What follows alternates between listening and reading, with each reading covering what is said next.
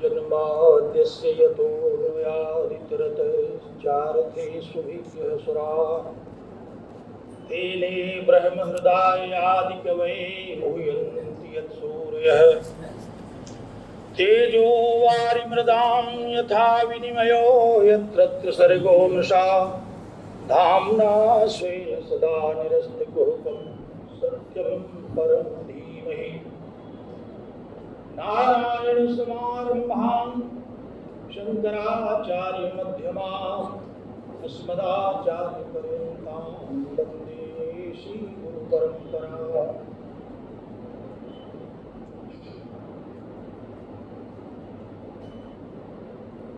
Citizen society for education Jodhpur के तत्वावधान में आयोजित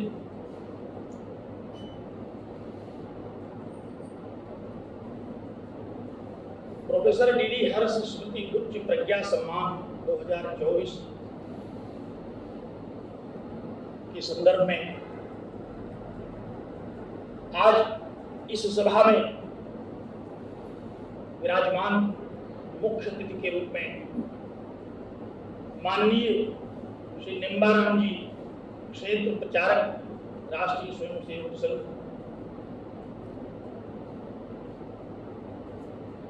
समारोह के प्रमुख वक्ता हमारे अनन्य पंडित प्रकांड, संस्कृत की प्रायः सभी धाराओं के ज्ञाता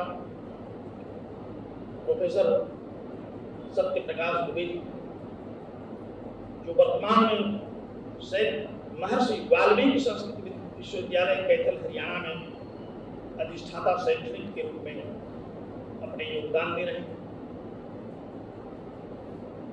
इस कार्यक्रम में विशिष्ट अतिथि के रूप में विराजमान श्री प्रियव्रत सिंह चारण, जो हमसे विगत लगभग 1 वर्षों से जुड़े हुए हैं। 1 वर्ष ही कहना चाहिए था, मैं 1 वर्षों कहा। यह 1 वर्ष का इतना लंबा अंतराल है जो छोटा नहीं है किसी भी व्यक्ति से जुड़ने के लिए, और विश्वविद्यालय सिस्टम में। स्वागत अध्यक्ष माननीय एस.एस. मिश्रा जी, भारतीय प्रशासनिक सेवा के सेवानिवृत्त अधिकारी, संस्कृत के परम अनुरागी, कुशल वक्ता, शास्त्रों के जिज्ञासु और ज्ञाता। स्वागत मंत्री माननीय राजेंद्र जी गौड़ा जी, जो भी मार्ग में है। अच्छा, तो मार्ग में कौन है? अच्छा, माननीय श्री विमल कुमार अग्रवाल जी, जिनका हम लोगों ने व्याख्यान सुना। और आत्मा वही चाहते पुत्र है, इस नियम से स्वयं व्यक्ति पुत्र के रूप में ही पैदा होता है। इस रूप में मैं परम श्रद्धेय पंडित प्रकांड प्रोफेसर दयानंद जी भार्गव के प्रतिनिधि के रूप में उपस्थित डॉक्टर वरुण जी, इस कार्यक्रम में संस्कृत परंपरा से जुड़े हुए, प्रोफेसर भार्गव से जुड़े हुए, किसी न किसी रूप में सिटीजन सोसाइटी फॉर एजुकेशन से जुड़े हुए विद्यानुरागी देवियों और सज्जनों,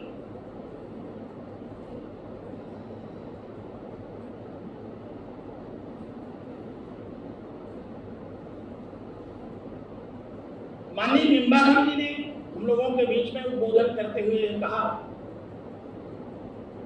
यहाँ विद्वानों के बीच में हम क्या बोलेंगे, लेकिन जहाँ तक मेरा अनुभव है, हमने बहुत सारे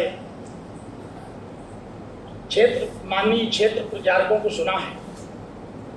आप लोगों में वो क्षमता है कि जो किसी भी मंच पर, किसी भी विषय पर, और चाहे जितनी देर बोलना हो, तो आपके पास विषय सामग्री की कमी नहीं होती, क्योंकि आपकी इस योग्यता के द्वारा ही आप ऐसे पद पर प्रतिष्ठित रहते हैं।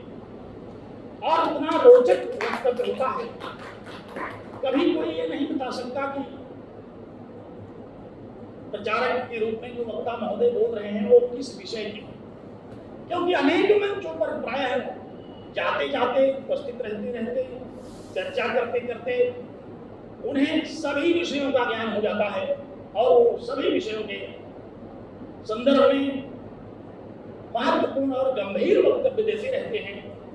अपने सिद्धांतों के प्रति, देश सेवा के प्रति किस तरह से लोगों को होल्ड करते रहते हैं, ये उनकी एक बहुत बड़ी विशेषता है जो सामान्य लोगों में नहीं होती। लेकिन आपने इतनी विनम्रता से इस बात को नगण्य करके अन्य लोगों में विद्वत्ता का जो आधान कर दिया कि बाकी सारे लोग विद्वान हैं, हाँ जो बैठे हैं, आप कुछ नहीं जानते, मैं आपकी इस शैली का कायल हूँ और आपकी बार बार प्रशंसा करता हूँ, आपको नमन करता हूँ। क्योंकि अपने मुंह मियाँ मिट्ठू बनने की एक कहावत है, कोई भी यह नहीं समझ सकता, बता सकता या मानने के लिए तैयार नहीं है कि उससे अच्छा भी कोई बोलता।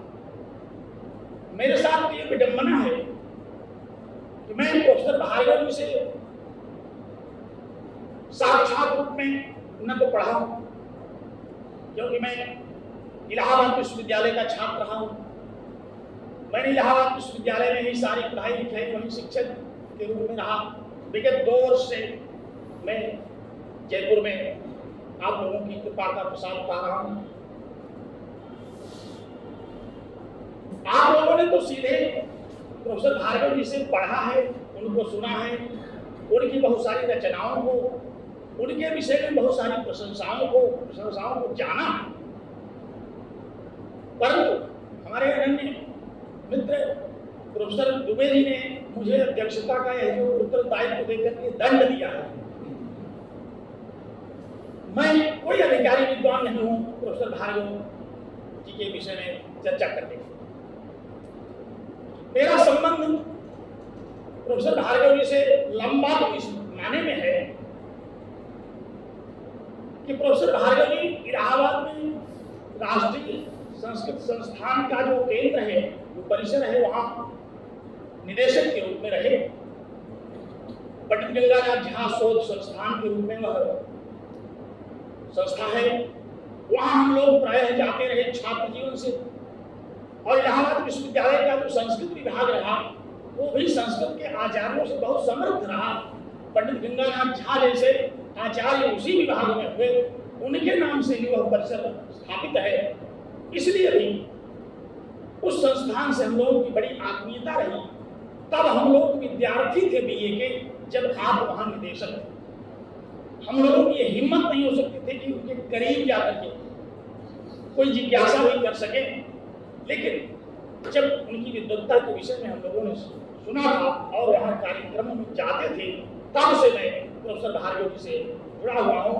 लगभग 50 वर्ष से उनके विषय में श्रुति परंपरा मैं संलग्न हूँ। और यहाँ आने के बाद 2 वर्षों में मैंने अनेक बार प्रोफेसर भार्गव जी को सुनने का सौभाग्य प्राप्त किया। अपने विश्वविद्यालय में भी प्रोफेसर भार्गव जी को बुला करके उनको सम्मानित करते हुए उनके शास्त्र ज्ञान से लोग लाभान्वित हुए। राजस्थान विश्वविद्यालय में भी एक बार प्रोफेसर भार्गव जी का वक्तव्य था, वहां भी मुझे जाने का अवसर लगा, तो मैंने उनके उद्बोधन को सुना, उससे लाभान्वित हुआ। आज वो अस्वस्थ हैं, यहाँ नहीं है, इसलिए मेरी ये हिम्मत पड़ रही है कि मैं कुछ इस तरह से बोल रहा हूँ। अन्यथा अगर वो यहाँ बैठे हो तो मैं निश्चित रूप से सशंकित मन से बोलता और वो थोड़ा सा बोल करके चुप हो जाता। क्योंकि जैसा आपने कहा, चारण साहब ने भी कहा, दुबे जी ने भी कहा कि आचार्यों के समक्ष बोलना ये वाणी के लिए काफी धर्म संकट का एक प्रश्न खड़ा कर देता है। तो ऐसे महनीय आचार्य के विषय में आज हम लोग यहाँ श्रद्धा प्रकट कर रहे हैं, उनके प्रति उनकी स्तुति गान कर रहे हैं। हम लोग पढ़ते चले आ रहे हैं कि स्वदेशे पूज्यते राजा विद्वान सर्वत्र पूज्यते। राजा तो अपने देश में पूजित होता है, लेकिन विद्वान सर्वत्र पूजित होता है। आखिर कैसे विद्वान कैसे सर्वत्र पूजित होगा? क्या वो सर्वत्र पहुंच सकता है? सर्वत्र शब्द ही बड़ा व्यापक है, सर्वत्र पूज्यते, सब जगह उसकी पूजा होती है, उसका सम्मान होता है, तो कैसे होता हुआ? ये बहुत दिनों से हम लोगों के मन में जिज्ञासा रही, इस पर कई बार आचार्यों से जिज्ञासाएं की गई और जो कुछ मिला उससे बड़ा संतोष होता था कि आखिर कोई भी विद्वान, कोई भी आचार्य, कोई उपदेष्टा, कोई ज्ञानी कैसे सर्वत्र पूजित होता है? क्या स्वतः वहां पहुंच जाता है? क्या हम उसका साक्षात वहां दर्शन कर लेते हैं? नहीं, उसके द्वारा उपदेश किए गए शास्त्रों के माध्यम से वह वहां पहुंच जाता है, उसके ग्रंथों की चर्चा से वह वहां उपस्थित होता है, उसके द्वारा उपदिष्ट जितने भी सिद्धांत हैं, जितने भी दृष्टांत हैं, जितने भी व्यवहार हैं, उनके माध्यम से वह सर्वत्र व्याप्त होता है। और कोई प्रत्यक्षतः, कोई परोक्षतः, किसी न किसी रूप में उन आचार्यों से जुड़ा हुआ होता है, जिसके कारण उन आचार्यों के, उन महनीय विद्वान आचार्यों के प्रति मन में श्रद्धा होती है और वह उसके प्रति पूज्य भाव रखता है। इसलिए वो सर्वत्र पूज्यते, सर्वत्र उसकी पूजा इसलिए होती है कि वह सर्वत्र अपने कृतियों के द्वारा, अपनी रचनाओं के द्वारा, अपने वक्तव्यों के द्वारा, अपनी प्रतिभा के द्वारा, अपने व्यक्तित्व के द्वारा वह सर्वत्र उपस्थित रहता है। और एक कारण है उसका, एक लंबी अवधि तक अगर कोई शिक्षक है, प्रोफेसर भार्गव जी ने बहुत लंबी अवधि इस क्षेत्र में बिताई, अनेक पीढ़ियां उनके शिष्य प्रशिष्य के रूप में हैं, और वंश दो तरह के होते हैं, एक साक्षात वंश जैसे वरुण जी हैं, दूसरा विद्यावंश। विद्यावंश बड़ा व्यापक होता है और वो अपने अपने गुरुओं से इतना जुड़ा रहता है, किसी न किसी रूप में कोई न कोई ऐसा वैशिष्ट उस गुरु से वह ग्रहण किए रहता है कि अगाध श्रद्धा मन में बनी रहती है। तो आज उनके साक्षात शिष्य भी अब बूढ़े हो गए, उनके जो साक्षात शिष्य हैं, और इनके शिष्य भी ऐसे होंगे जो कि अपने अनेक शिष्यों को पैदा कर चुके होंगे। तो न जाने कितने नाती और पौत्र चेला उनके पास इस समय पूरे देश में हैं। उस माध्यम से हम लोग उनको सर्वत्र पाते हैं और उनकी पूजा करते हैं। तो विद्वान सर्वत्र पूज्यते, विद्वान की सर्वत्र पूजा इसीलिए होती है कि वह अपनी विद्या के माध्यम से, अपनी मेधा के माध्यम से सर्वत्र उपस्थित रहता है। और हम लोग पूजा करके करते क्या है? हम अपनी श्रद्धा व्यक्त करते हैं, हम उनके प्रति भक्ति भाव प्रकट करते हैं। इससे उनका तो कुछ नहीं बनता, हमारा जरूर बनता है। हम लोग इससे बड़ा पुण्य लाभ करते हैं। हम लोग पढ़ते आ रहे हैं, अभिवादनशीलस्य नित्यं बद्धोपसेविनः चत्वारि तस्य वर्धन्ते आयुर्विद्या यशोबलम्। हम लोग ऐसे गुरुजनों को, हमारे तो गुरु कल्प हैं, साक्षात हमने भले नहीं पढ़ा, लेकिन उनका हमने एक ग्रंथ विपुल भाष्य जो श्रीमद् भगवद गीता पर है वो हमारी मेज टेबल पर रहता है। मैं प्रायः उसका अध्ययन करता रहता हूँ, और इतनी नई नई चीजें जो कि पहले यहाँ आने पहले मैंने नहीं पढ़ा था। यद्यपि मैं गीता का जिज्ञासु हूँ, गीता का, श्रीमद् भगवद गीता का विद्यार्थी रहा हूँ, अध्ययन अध्यापन करने का भी एक लंबा अवसर मिला है, लेकिन आपके उस विपुल भाष्य में मैंने जितनी नई नई चीजों को देखा, उससे तो नेत्रोन्मीलन हो जाता है कि आखिर ये भी इसमें लिखा हुआ है जो कि हम लोग नहीं जानते।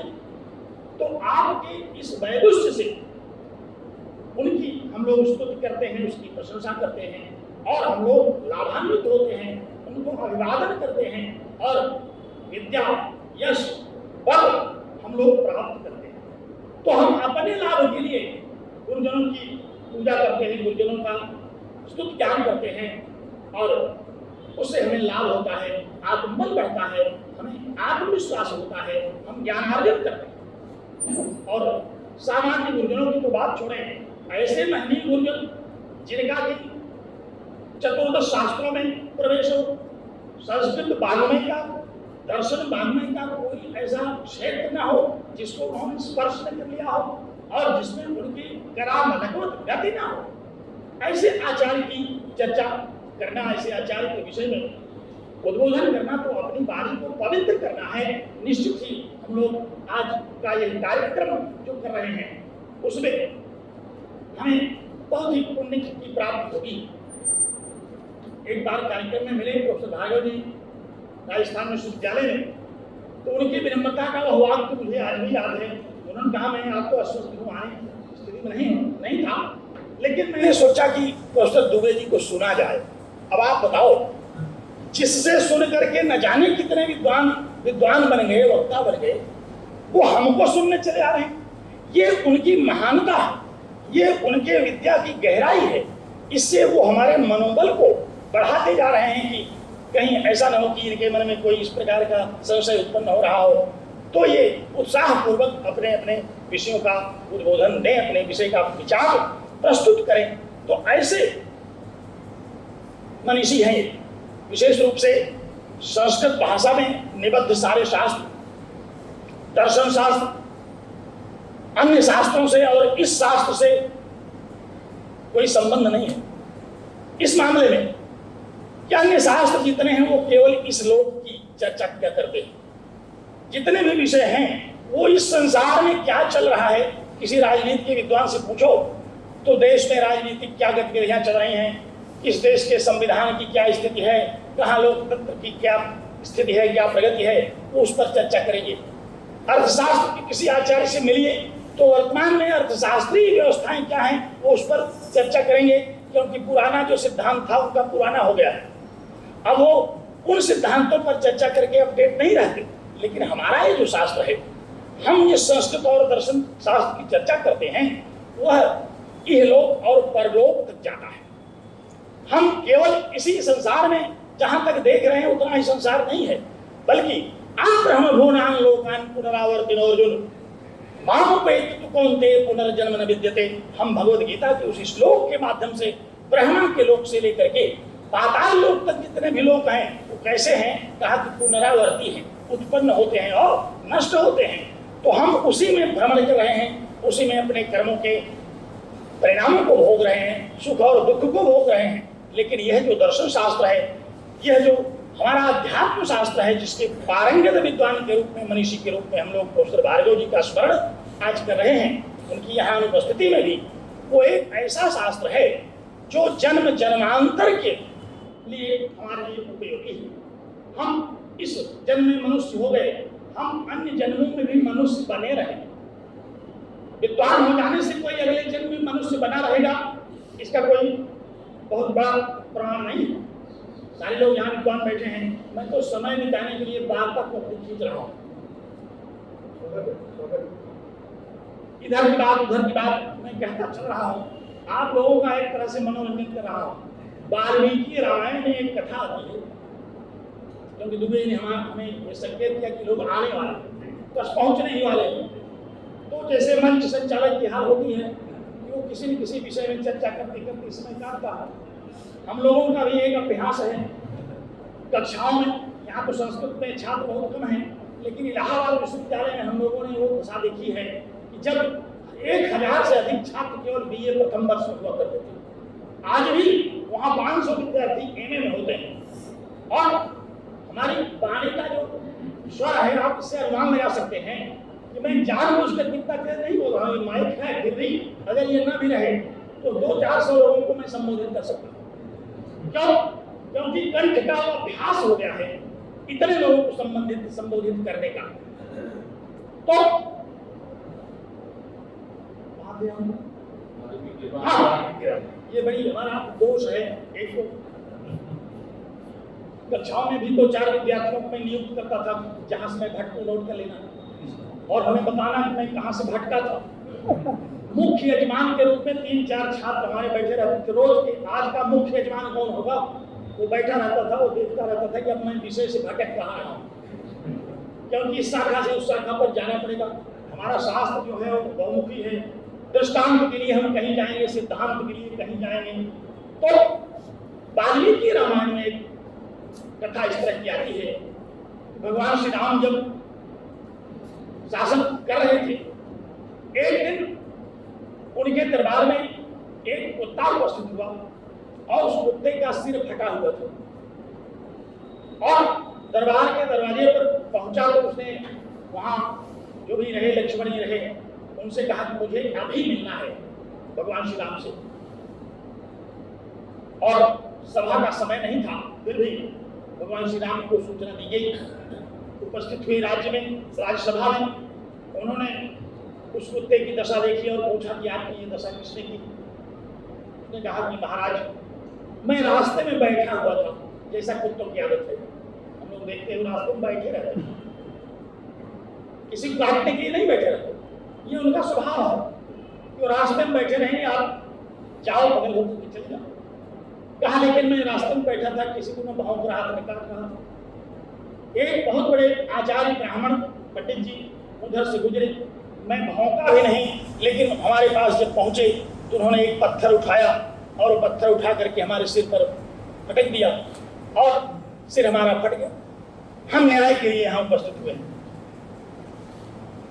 मर्यादा पुरुषोत्तम भगवान श्री राम ने उस पंडित जी को बुलाया, पूछा, उन्होंने स्वीकार किया कि बिल्कुल ये सत्य कह रहे हैं, इनका कोई दोष नहीं था। पता नहीं उस समय हमारे मन में क्या आया कि मैंने उस पत्थर को उठा लिया और दे मारा, इसका सिर फट गया बेचारे का। अब मुझे लोग जो भी दंड दिया जा सकता हो दिया जाए, हम सहर्ष स्वीकार करते हैं। अब भगवान श्री राम उस समय गुरु वशिष्ठ भी उपस्थित नहीं थे कि दंड के बारे में पूछें, वैसे भी ब्राह्मणों को दंड देने के लिए गुरु की उपस्थिति हुआ करती थी। स्वतः राजा ब्राह्मणों को दंड नहीं देता था, अन्य वर्णों को दे देता था। तो भगवान श्री राम को सुझाव कि किसी कुत्ते से ही पूछ लिया जाए कि क्या दंड दिया जाए। उन्होंने पूछा कि आप बताओ इनके अपराध के अनुसार इनको क्या दंड दिया जा सकता है। कुत्ते ने सोचा 2 मिनट और कहा कि मान्यवर, इनको कालिंजर मठ का कुलपति बना दिया जाए। उस समय कालिंजर मठ कोई हुआ करता था जहाँ बहुत सारे छात्र इकट्ठे होते थे, पढ़ते पढ़ाते थे। अब सभा में जितने लोग उपस्थित थे उनको बड़ा आश्चर्य हुआ, कुलपति बनाने के लिए इसने तो मार करके इसको बेहोश कर दिया और ये कह रहा है इसको कुलपति बना दिया जाए। आज हम लोग कुलपति बनने के लिए क्या क्या नहीं करते। अगर हमको ये पता हो जाए किसी कुत्ते का सिर फोड़ दो और कुलपति बन जाओ, तो इससे सटीक और क्या उपाय है। लेकिन उस कुत्ते ने कहा कि इस ब्राह्मण को कुलपति बनाया जाएगा। श्री हनुमान जी ने कहा कि महाराज आप जो मन हो वो बनाए, लेकिन जिज्ञासा हमको ये हो रही कि आखिर ऐसा क्यों? ये तो दंडनीय व्यक्ति है, इसको पुरस्कार क्यों दिया जा रहा है? कुत्ते से ही पूछा गया। उसने कहा महाशय, मैं भी पिछले जन्म में उसी मठ का कुलपति था और मैंने इतने पाप किए जिसका मैं सहज अनुभव करता हूँ। विश्वविद्यालय में अब मैं कितने पाप कर रहा हूँ और क्यों कर रहा हूँ, क्यों हमसे करवाया जाता है, हम कैसे बचे? तो उसने कहा कि मैं उस जन्म में कुलपति था। संतोष तो इस बात का है कि जब उस समय लोग इतना पाप करके कुत्ता बन जाते थे तो आज की तो कोई बात नहीं, अब तो कल कोई भी पाप हम कर सकते हैं।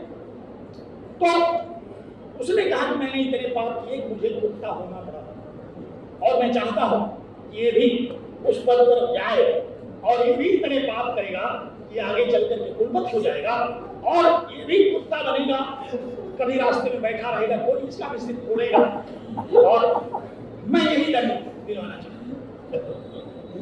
तो हम ऐसे शास्त्रों की चर्चा करते हैं जो अनेक जन्मों तक हमें फल दिए बिना छोड़ते नहीं। ना उत्तम क्षीयते कर्म कल्पकोटि शतैरपि अवश्य में भोक्तव्यम कृतं कर्म शुभाशुभम। हम अपने कर्मों के शुभ और अशुभ फल अवश्य भोगते हैं, चाहे हम कोटि जन्मों के बाद भी उनको भोगे, क्योंकि हमारे कर्म हमको खोज निकालते हैं। कहीं भी हम चाहे जिस ओर में चले जाएं, हम पशु हो जाएं, हम पक्षी हो जाएं, लेकिन हमारा कर्म हमको खोज निकालता है।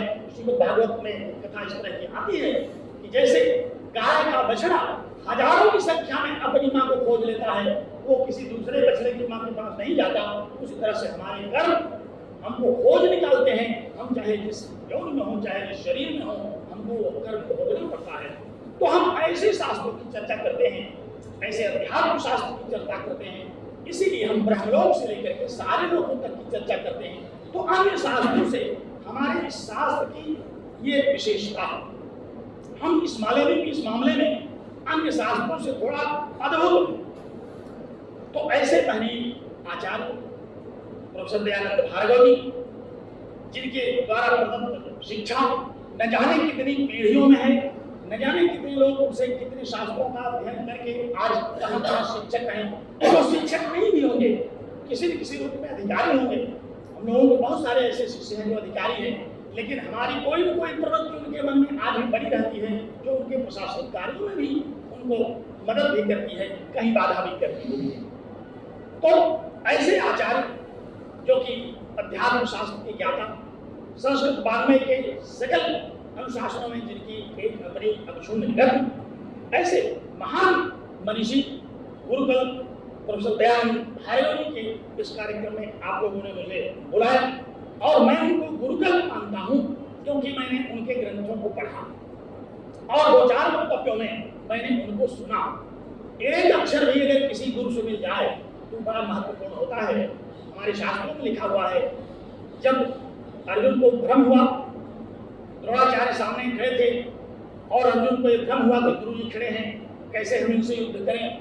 भगवान श्री कृष्ण के सामने उन्होंने अपने अस्त्र शस्त्र रख दिया, कहा कि जितने योद्धा थे वो तो सब पीछे हैं, ये दो लोग आगे खड़े हुए हैं, पितामह भीष्म और द्रोण, जिनसे हमने पढ़ा है, जिनके गोद में मैंने खेला है, जिनको हमें पुष्प से पूजा करनी चाहिए, इस युद्ध से हमें उनको परामर्श में कैसे उत्तर दूं, इसलिए मैं अब युद्ध नहीं करूंगा। ऐसे दुविधा में पड़े हुए उस अर्जुन को भगवान श्री कृष्ण को 700 श्लोकों में समझाना पड़ा, 18 अध्याय भगवद गीता का बताना पड़ा कि कैसे आखिर इन गुरु जी से युद्ध क्यों करना।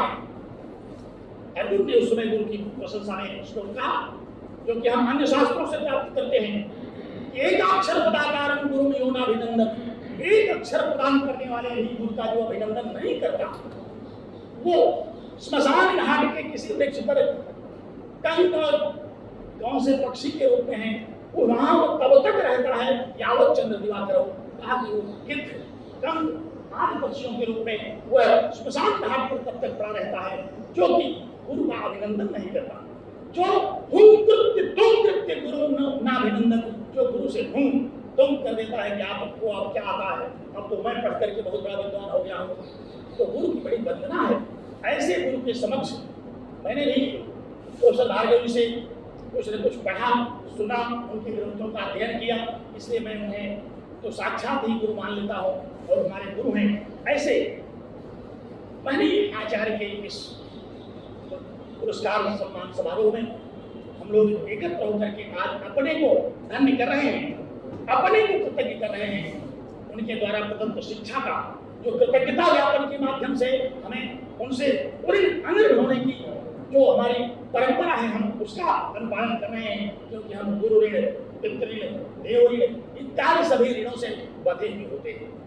तो ऐसे महनीय आचार्य जिन्होंने संस्कृत जगत को अपना अवदान दिया और वह संस्कृत वाङ्मय जिस पर आज पूरा देश अपनी दृष्टि गड़ाए हुए, भारत के माननीय प्रधानमंत्री ने जिस संस्कृत को कस करके पकड़ रखा, काशी में जाने के बाद मैं तो प्रयाग का हूँ, इसलिए काशी से हमारा बड़ा अंतरंग संबंध है।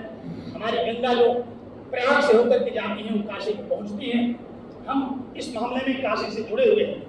काशी में एक बहुत बड़ा विश्वविद्यालय है, काशी हिंदू विश्वविद्यालय, एशिया का सबसे बड़ा विश्वविद्यालय है। इतना बड़ा विश्वविद्यालय पूरे एशिया द्वीप में नहीं है। इतने सिस्टम्स, इतने डिसिप्लिन जितने वहां। एक बार किसी ने पूछा, किसी ने प्रशंसा करना शुरू किया अपने उस विश्वविद्यालय की, तो इलाहाबाद विश्वविद्यालय के एक बड़े वरिष्ठ आचार्य थे, उन्होंने कहा कि हाँ सुना है, एक हमारा विद्यार्थी जाकर के उस विश्वविद्यालय को बनाया है, क्योंकि महामना मदन मोहन, पंडित मदन मोहन मालवीय जी इलाहाबाद विश्वविद्यालय के छात्र थे और वही जाकर के वहाँ इलाहाबाद की इतनी जगह उनको नहीं मिली, तो जाकर के काशी में महाराज काशी नरेश उन्होंने जगह लेकर के उतने बड़े परिसर का निर्माण किया। तो हम लोग प्रयाग और काशी से इस तरह से अभिन्न रहते हैं कि हमारी ही गंगा वहाँ भी प्रवाहित हो रही है, हमारा ही विद्यार्थी वहाँ ही विश्वविद्यालय बनाता है, हम वहाँ जाते हैं और ऐसे पुण्य क्षेत्र से जो कि इस लोक से अलग है, जिसको भगवान शिव की नगरी कहा जाता है, वहाँ से हमारे माननीय प्रधानमंत्री जी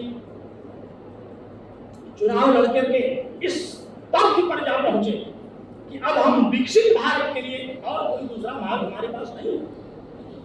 नान्य हम विद्यते अनायत संस्कृत के अलावा कोई दूसरा ऐसा मार्ग नहीं है जिसके द्वारा हम विकसित भारत की उस विकासशीलता को प्राप्त कर सकें। वो हम संस्कृत के माध्यम से ही कर पाएंगे।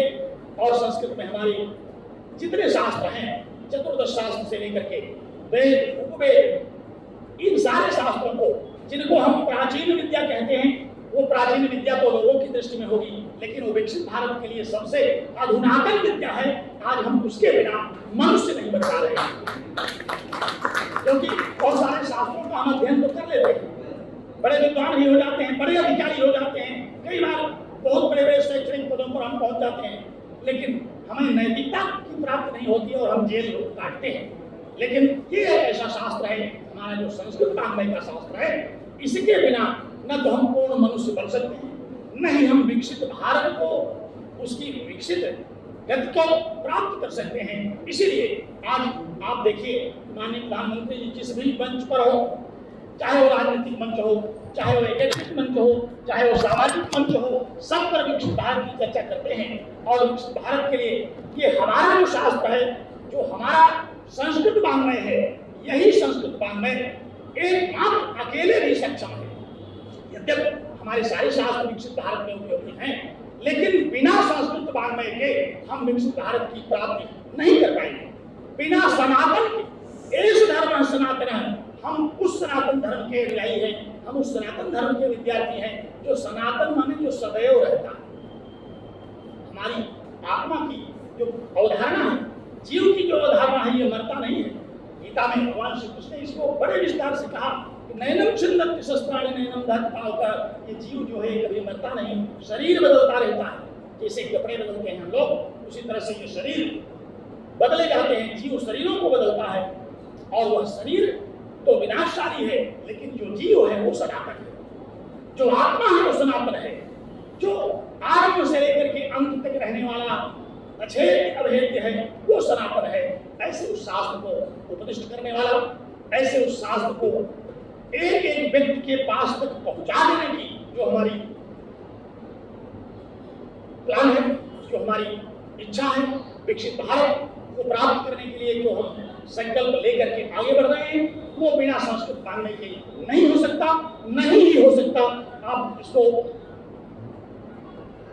बिल्कुल स्वीकार करना ही पड़ेगा आपको।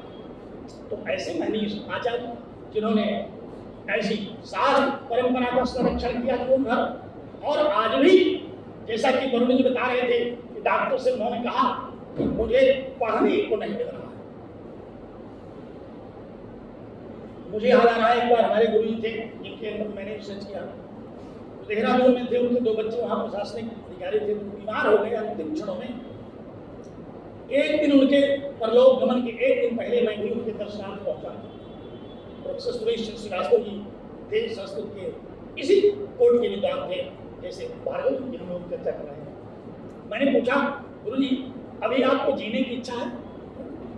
उनका हाँ, जीने की इच्छा है। हमने कहा क्यों? अब तो आप 90 वर्ष के हो गए, अब तो आपको जो जो करना था आप कर चुके। उनका नहीं, हमने इतनी मेहनत से शास्त्र को पढ़ा, हमें ऐसे माँ बाप मिले, ऐसे गुरु मिले जिन्होंने शास्त्र को हमको पढ़ाया, सुनाया, समझाया। पता नहीं किस जन्म का कौन सा कर्म हमको अगले जन्म में कहाँ ले जाए। कैसे माँ बाप मिल जाए जो पढ़ने लिखने न दें, जो कहें कि जाओ अब साइंस पढ़ो, जाओ दूसरा शास्त्र पढ़ो, संस्कृत छोड़ो। कैसे गुरुजन मिल जाए जो कि हमें उस पद्धति की शिक्षा न दें। इसलिए मैं चाहता हूं कि अभी कुछ दिन तक मैं और इस शास्त्र की सेवा करता हूं। तो इन गुरुजनों में शास्त्र के लिए जीने की जिजीविषा है। ये अपने लिए नहीं, अपने संतान के लिए नहीं जीवित रहते, बल्कि ये शास्त्र के लिए जीवित रहते। तो ऐसे महामनीषी प्रोफेसर भार्गव जी, जिनको हम लोग आज यहाँ सम्मानित करने के लिए एकत्र हैं, आप लोगों के माध्यम से आप कुल 22 लोग यहाँ एकत्र हैं, और इस 22 की परंपरा मैं देख रहा हूँ कि 50, 60 वर्ष, 70 वर्ष तक पीछे तक जा रही है। न जाने कितने 22,000 से 22 लाख तक पहुँच रही हो। तो ऐसे महामनीषी को मैं नमन करता हूँ, प्रणाम करता हूँ, और अब अपनी वाणी को विराम देने के विषय में विचार कर रहा हूँ, क्योंकि